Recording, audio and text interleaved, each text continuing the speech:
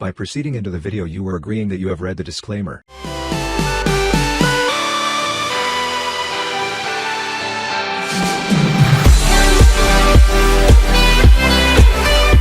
तो hello and welcome students, आज हम लोग पढ़ने वाले हैं क्षितिज का चैप्टर नंबर 2 तुलसीदास। तो तुलसीदास चैप्टर के अंदर जो श्री राम है, जब सीता स्वयंवर के अंदर शिव धनुष बाण को तोड़ देते हैं तो इस चीज़ को लेकर परशुराम जी को बहुत गुस्सा आता है।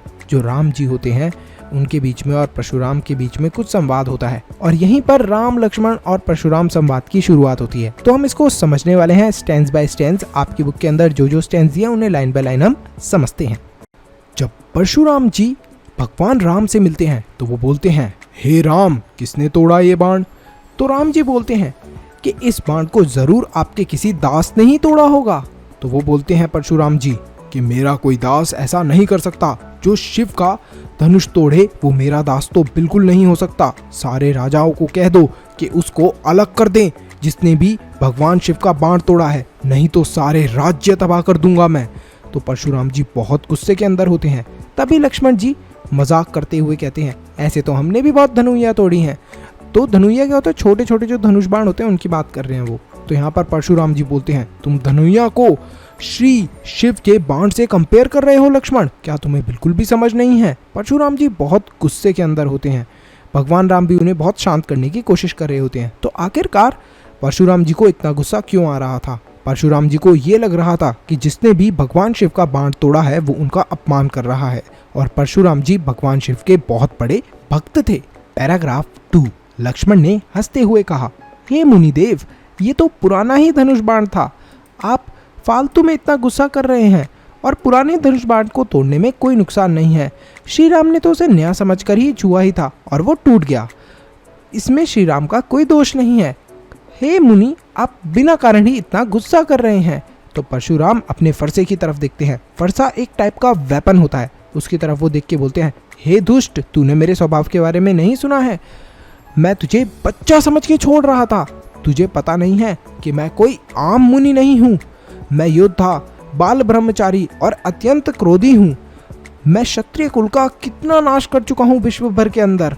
तू जानता है अपनी भुजाओं के बल से मैंने कितने राजाओं को मारा है और फिर उसे ब्राह्मणों को दे दिया है। हे राजकुमार, तू इस फरसे की तरफ देख। मेरा फरसा बहुत भयानक है। इससे गर्भ में पल रहे बच्चों का भी नाश हो जाता है। तो ऐसा वो इसलिए बोलते हैं परशुराम, जिससे कि लक्ष्मण को पता चल जाए कि परशुराम के फरसे के अंदर बहुत ताकत है और वो बहुत पावरफुल है।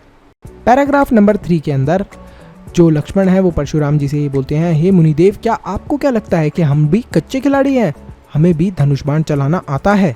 तो वो ये बोलते हैं कि आप इतना जो गुस्सा कर रहे हैं, अपना फरसा दिखा रहे हैं, आपको क्या लग रहा है हम कच्चे खिलाड़ी हैं? और वो ये भी बताते हैं कि हमारे यहाँ पर देवता, गाय और ब्राह्मण और भगवान की पूजा करने वाले लोगों को मारने से पाप लगता है। इस वजह से हम लोग आपके साथ कुछ भी ऐसा नहीं करने वाले, हम आपके ऊपर वार नहीं करने वाले। अगर क्रोध के अंदर मेरे मुंह से कुछ गलत निकल गया हो, आप जो ये अपने फरसा और अपने वेपन्स दिखा रहे थे जो परशुराम, उन्हें देखकर मेरे मुंह से कुछ गलत निकल गया हो, लक्ष्मण जी ये बोलते हैं, तो उस चीज़ के लिए मैं माफ़ी चाहता हूँ। लेकिन फिर भी उनके माफ़ी मांगने के बाद भी परशुराम जी के ऊपर कोई फ़र्क नहीं पड़ता। वो अभी भी उतने ही गुस्से के अंदर थे, क्योंकि ये जो माफ़ी मांगी थी ना लक्ष्मण जी ने, ये एक तरीके से धमकी भी दी थी और माफ़ी भी मांगने की कोशिश करी थी। तो एक जो प्यार से हम लोग सॉरी बोलते हैं वो वाला वे नहीं था ये। पैराग्राफ नंबर 4 के अंदर परशुराम कहते हैं कि ये जो बालक है ये काल के वश में होकर अपना ही नाश कर लेगा और ये बिल्कुल मूर्ख है।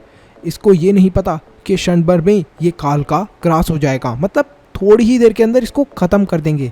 तो जब वो ऐसा बोलते हैं और वो फिर ये भी बोलते हैं कि मैं कह देता हूँ कि फिर मेरे ऊपर दोष नहीं आना जाएगा, ये मेरे हाथों मारा जाएगा। मतलब ये बोल रहे थे कि वो लक्ष्मण को मार देंगे।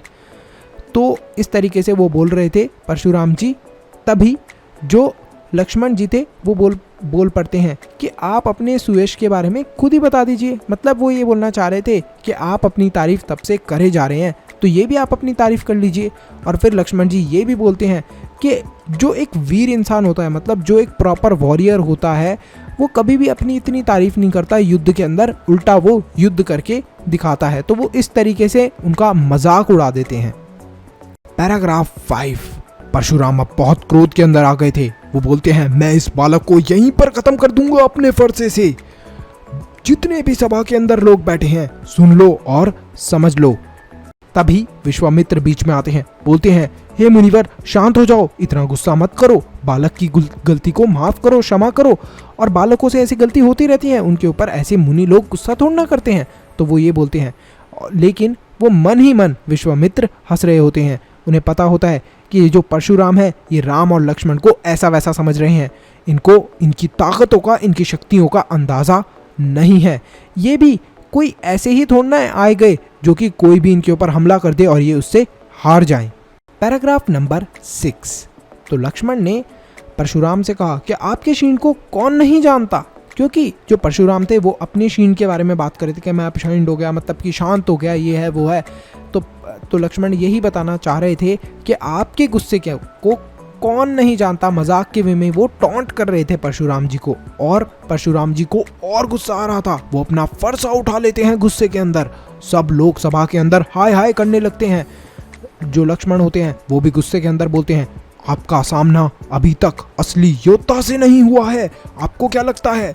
तो इस चीज़ पर सब लोग बोलते हैं, गलत है सभा के अंदर। इस चीज़ को सुनने के बाद श्री राम लक्ष्मण को हाथ दिखाते हैं, उन्हें शांत करने की कोशिश करते हैं, और फिर वो वहाँ से अपने जो भी प्यारे प्यारे सुंदर सुंदर वचन होते हैं जिससे कि शांति फैल जाए वहाँ पर, उनको बताना शुरू करते हैं। तो यहीं पर जो ये हमारा पूरा चैप्टर है ये फिनिश होता है। आई होप स्टूडेंट्स आपको ये अच्छा लगा हो।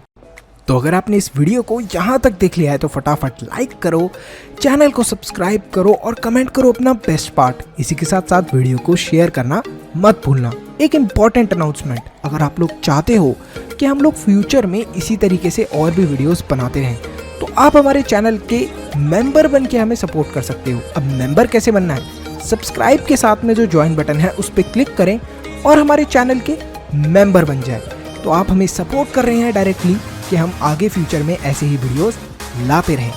तो thank you so much for watching this video. Stay happy, stay healthy, मनुष्य ज्ञान लेते रहो। Bye bye till then, see you in the next video.